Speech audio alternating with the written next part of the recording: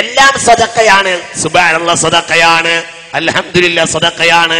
നിന്റെ ഭാര്യയുടെ അവയവത്തിൽ നീ ചെല്ലുന്നത് പോലും സദഖയാണ്. കാരണം ഇല്ലെങ്കിൽ അവൾ അത് ഹറാമിൽ ചെലവാക്കിയാലോ, അപ്പോൾ അത് കുറ്റാവുമല്ലോ. അപ്പോൾ അത് ഹലാലിൽ ചെലവാക്കുന്നത് എന്താണ്? കൂലി. നിങ്ങൾ ഉറങ്ങി മനസ്സിലാവുണ്ടോ നിങ്ങൾക്ക്? സദഖയാണെന്ന് ഹബീബായ നബി.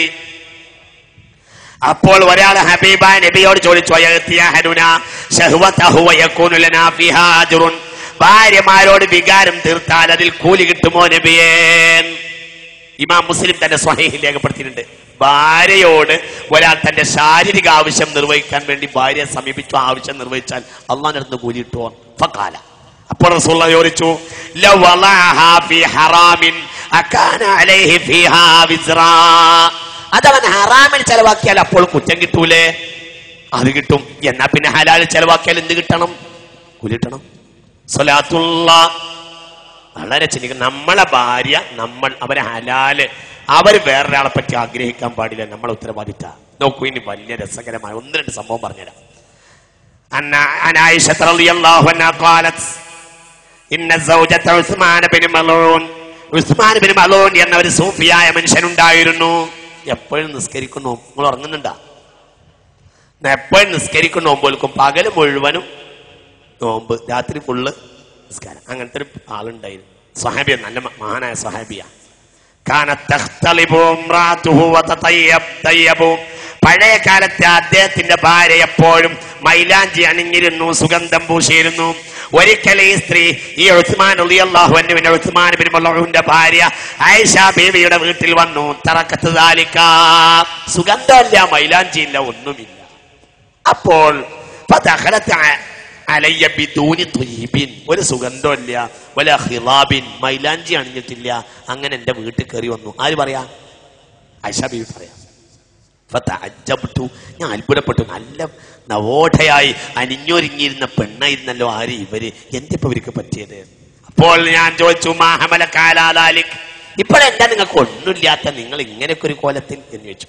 ഫഖാലത്, അപ്പോൾ ആ സ്ത്രീ പറഞ്ഞു, യാ ഉമ്മൽ മുഅ്മിനീൻ ഇന്ന ഉസ്മാന ലാ യുരീദു ദുനിയാ, ഉസ്മാൻ ദുനിയാവ് വേണ്ട, വലാ യുരീദു നിസാ, പെണ്ണുങ്ങളും വേണ്ട, ഒന്നും വേണ്ട. പിന്നെ ആർക്ക് വേണ്ടിയാണ് ഞാൻ? ആർക്ക് വേണ്ടിയാണ് ഞാൻ അണിഞ്ഞൊരുങ്ങുന്നത്? അതാണ് പിന്നെ ഇങ്ങനെയൊക്കെ ആയത്. ഫദഖലൻ നബിയു, ഈ സ്ത്രീയുമായി സംസാരം കഴിഞ്ഞു, പിരിഞ്ഞു. അപ്പോഴാണ് ഹബീബായ റസൂലുള്ളാഹി വീട്ടിലേക്ക് വന്നത്. ആയിഷ ബീവിയോട് ആയിഷ ബീവി പറയാണ്, ഫഅഖ്ബർതു നബിയ, ഈ സംഭവം ഞാൻ ആരോട് പറഞ്ഞു? റസൂലുള്ളാഹിനോട്. ഉടനെ ഫദഅൻ നബിയു ഉസ്മാൻ ഇബ്നു മലൂൻ, ഉടനെ റസൂലുള്ളാഹി ഉസ്മാനെ വിളിപ്പിച്ചു. ഫഖാല, ഇനി ചോദിക്കണം, ചോദ്യമാണ് കേൾക്കണ്ടേ. വല്ലാതെ സൂഫിയാകുന്ന കുറച്ച് ആളുകളുണ്ട്, എല്ലാം ശ്രദ്ധിക്കണം. അതിര് വിട്ട സൂഫികളുണ്ട്, നല്ല പോലെ ശ്രദ്ധിക്കണം. ചോദിക്കണം എങ്ങനെ? തുഅ്മിനു ബിമാ നുഅ്മിനു ബിഹി, ഞങ്ങൾ വിശ്വസിക്കുന്ന കാര്യത്തിലൊക്കെ തന്നെ അല്ലേ എന്റെയും വിശ്വാസം എന്ന് ചോദിച്ചു. അങ്ങനെ ചോദ്യം.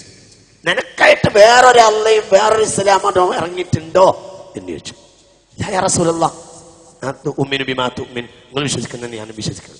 അപ്പോൾ പറഞ്ഞു, ഉസ്വത്തുൻ ലക്, എന്നാ എന്നെ പിൻപറ്റിക്കോ. ഞാൻ ഭാര്യമാരടുത്ത് പോവും, ഉറങ്ങും, സന്തോഷിക്കും, ചേരും, അവരെ തൃപ്തിപ്പെടുത്തും, ഇതൊക്കെ ചെയ്യും. ഇല്ലെങ്കിൽ പുറത്ത് പോകേണ്ടി വരും എന്ന് ഹബീബ നബി പറഞ്ഞു. വല്ലാത്ത ചില സൂഫികളുണ്ട്. അങ്ങനെ പലരും പല രീതിയാണ്. ചില ആളുകൾ അങ്ങനെ ഒരു തൽക്കാലം ഒരു തൊഴിലിന് വേണ്ടി പോകുന്നതൊക്കെ അതും ഒരു സഹിക്കാം. ചില ആളുകൾ ഭാര്യമാരെ തീരെ ഗൗനിക്കാതെ എന്തു ചെയ്യും? ഇസ്ലാമിൽ ഒരു നിലക്കും ഒരു നിർബന്ധമോ എന്നാൽ സുന്നത്താണെന്ന് പോലും ഇമാമിങ്ങൾ പറയാത്ത ചില യാത്രകൾ പോകും. 40 ദിവസം യാത്ര പോവുക, 3 മാസം പോവുക, 6 മാസം പോവുക, ഇങ്ങനെയൊക്കെയുള്ള ചില രീതികളുണ്ട്. ആ രീതികളും അത്ര ഗുണകരമായ കാര്യമൊന്നുമല്ല. ഭാര്യയാണ് പ്രധാനം. 4 ദിവസത്തിലൊരിക്കൽ കഴിവുള്ള ഒരാൾ ഭാര്യ, അവർക്ക് ഉദുറ് പറയാം. ആർക്ക്? ഗൾഫുകാർക്ക് വേണമെങ്കിൽ ഉദുറ് പറയാം. ഈ ഭാര്യമാര് സൗകര്യമൊക്കെ ഉള്ള ആളുകള് ഭാര്യയെ ഇവിടെ വീട്ടിലിട്ടിട്ട് ഈ 5-6 മാസം ഇങ്ങനെ പോകുന്നതിന് എന്ത് ഉദുറാണ് പറയുക എന്നും ഒന്ന് ചിന്തിക്കുന്നത് നന്നായിരിക്കും. ചിന്തിക്കണം. 4 ദിവസത്തിലൊരിക്കൽ കഴിവുള്ളവൾ ഒരാൾ ഭാര്യയോട് ചോദിക്കണം എന്നാണ് സയ്യിദുനാ ഉമർ റളിയല്ലാഹു അൻഹു. വേറെയും സംഭവങ്ങൾ കാണാം. വേറൊരു സംഭവമുണ്ട്. ബഹുമാനപ്പെട്ട സൽമാൻ റളിയല്ലാഹു അൻഹുവിനെ ഹിജ്റയുടെ കാലത്ത് ശ്രദ്ധിക്കുന്നില്ലേ സൽമാൻ അൽ ഫാരിസിയുടെ സഹോദരനായിരുന്നു അബൂദർദാ റളിയല്ലാഹു അൻഹു. അബൂദർദാ അതായത് സഹോദരന്മാരല്ല, മുഹാജിരിങ്ങൾ അൻസാരിങ്ങൾ എന്ന നിലയ്ക്ക് റസൂലുള്ള സഹോദരന്മാരാക്കിയതാണ്. ആരെയും സൽമാനെയും അബൂദർദാഇനെയും. ഒരിക്കൽ സൽമാൻ അബൂദർദാഇന്റെ വീട്ടിൽ വന്നു.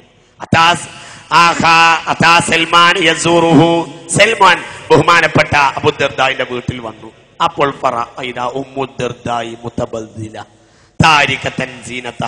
ഒരു അഴകുമില്ല, ഒരു ഭംഗിയുമില്ല, ഒരു നല്ല വസ്ത്രവും അണിഞ്ഞിട്ടില്ല, ഒരു രൂപത്തിലുണ്ട് ഇങ്ങനെ അബൂദർദാഇന്റെ ഭാര്യ. അപ്പോൾ ചോദിച്ചു, മാഷൈനുക്കി, എന്തെങ്ങനെയൊക്കെ? അപ്പോൾ ആ സ്ത്രീ പറഞ്ഞു, അയാൾ നേരം വെളുക്കുന്നത് വരെ നിസ്കരിക്കും, എന്നാ നേരം വെളുത്താൽ ഇയാളെ കിട്ടോ. അപ്പോൾ യസുമുന്നഹാറ, പകല് വരെ വൈകുന്നേരം വരെ നോമ്പ് നിൽക്കും. എനിക്കൊരു ഉപകാരത്തിന് കിട്ടില്ല.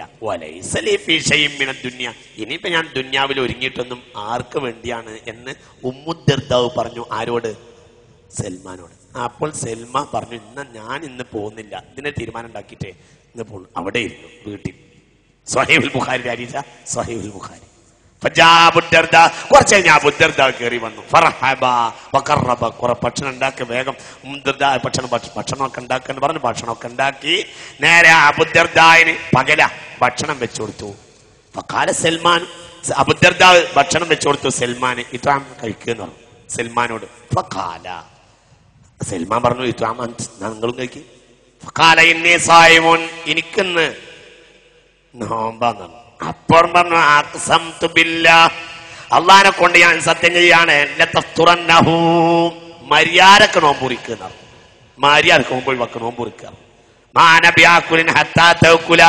നിങ്ങൾ കഴിക്കാതെ ഞാൻ കഴിക്കുകയില്ല നിങ്ങളെ വീട്ടിൽ നിന്ന്.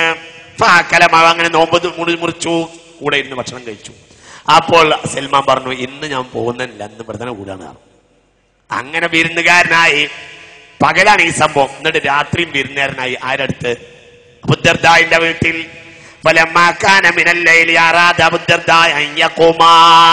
ഇശ നിസ്കരിച്ച് വന്ന ഉടനെ തന്നെ വീട്ടിന്റെ റൂമിൽ പൂമുഖത്ത് പായിട്ടിട്ട് പിന്നെ നിസ്കരിക്കാൻ നിൽക്കാണ്. ആര്? അബൂദർദാ. സൽമാൻ നിസ്കാരപ്പായ പിടിച്ചു വാങ്ങിയിട്ട് ചുരുട്ടി വെച്ചിട്ട് അകത്ത് പോകുന്നു പറഞ്ഞു.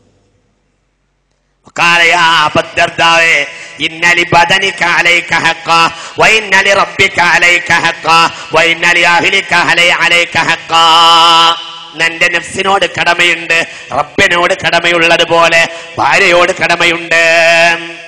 വളരെ ചിന്തിക്കണം. ചില ആളുകൾ ഈ കാര്യത്തിലൊക്കെ വളരെ അമാന്തം കാണിക്കുന്നവരുണ്ട്. പല സഹോദരിമാരുടെയും എഴുത്ത് ചില പരിപാടികളിലൊക്കെ കിട്ടുന്നതിൽ നിന്ന് മൊത്തം നമുക്ക് ഇന്നത്തെ സമൂഹത്തിന് ചില ചിത്രങ്ങൾ വായിക്കാൻ കഴിയുന്നുണ്ട്. ഈ വിഷയത്തിലൊക്കെ സ്ത്രീ പീഡനം, പീഡനമല്ലാത്ത ഒരു തരം പീഡനം, എന്നാൽ അത് തന്നെയാണ് പീഡനം. ഇതൊക്കെ വളരെ ചിന്തിക്കണം. ഏതായാലും ഇത് പറഞ്ഞു. അങ്ങനെ അബൂദർദാനെ വീട്ടിന്റെ അകത്തേക്ക് കയറ്റി. നിസ്കരിച്ചോ വൃത്തിയായിലൊക്കെ, പക്ഷേ ഭാര്യ അടുത്ത് ചെല്ല്. ഓരോരുത്തരുടേക്കും അവരുടെ അവകാശം നൽകുക എന്ന് പറഞ്ഞു. ഇനിയാണ് രസം. നേരം വെളുത്തതോടുകൂടെ അബൂദർദാനാകെ ദേഷ്യത്തിലാണ് റളിയല്ലാഹു അൻഹു. നേരം വെളുത്തപ്പോൾ റസൂലുള്ളാഹിന്റെ പള്ളിയിൽ ചെന്നു. പള്ളിയിൽ നിന്ന് സുബഹി നിസ്കരിച്ച ഉടനെ ഹബീബായ നബിയോട് പറഞ്ഞു, നബിയെ, ഇന്നലത്തെ എന്റെ നോമ്പുവൻ മുറിപ്പിച്ചു, ഇന്നലെ നിസ്കാരം ഒഴിവാക്കി രാത്രി. അബൂദർദാ അന്യായം പറഞ്ഞു. ആരോട്? ഹബീബായ നബിയോട്. അപ്പോൾ പറഞ്ഞു, സ്വദഖ സൽമാൻ, സ്വദഖ സൽമാൻ. സൽമാനാൻ ചെയ്തത് ശരി, സൽമാൻ ചെയ്ത ശരി. വളരെ ചിന്തിക്കണം. ഒരാൾക്ക് അവന്റെ ശരീരത്തോടും അവന്റെ എണ്ണയോടും ശാരീരിക ബന്ധത്തോടും എല്ലായിടത്തോടും കടമുണ്ട് എന്ന് മനസ്സിലാക്കണം. ഇത് വീട്ടിൽ പെണ്ണിനെങ്ങനെ കെട്ടി നിർത്തും, എന്നിട്ട് അങ്ങനെ സോഫിയായി നടക്കും. ഇതൊന്നും ഒരു ശരിയായ രീതിയല്ല. ചിന്തിക്കണം, വളരെ ചിന്തിക്കണം. ഇനി ശാരീരിക കാര്യങ്ങളിൽ ഓടിച്ചൊന്ന് പറഞ്ഞുതരാം. ഹബീബായ റസൂലുള്ളാഹി പറഞ്ഞു, ലാ യഖഅന്നഹദുക്കും അലംറാതിഹി കമാ തഖഉൽ ബഹീമ. മൃഗങ്ങൾ തന്റെ ഇണകളെ പ്രാപിക്കുന്നത് പോലെ ഒരാൾ തന്റെ ഭാര്യയെ സമീപിക്കാൻ പാടില്ല. വലാകിൻ ബൈനഹുമാ റസൂലുൻ, അവർക്കിടയിൽ ഒരു ദൂതനെ അയക്കണമെന്ന് ഹബീബായ റസൂലുള്ളാഹി. അപ്പോൾ ചോദിച്ചു വമാ റസൂൽ, എന്താണ് ദൂതൻ നബിയെ? ഫഖാല അൽ ഖുബ്ലത്തു വൽ കലാം, തന്റെ ഇണയോട് ശാരീരികമായ ബന്ധം പുലർത്തുന്നതിന് മുമ്പ് അവളോട് നല്ല വാക്കുകൾ സംസാരിക്കുകയും വികാരവായ്പുള്ള വാക്കുകൾ നല്ല മനോഹരമായി സന്തോഷിപ്പിക്കുന്ന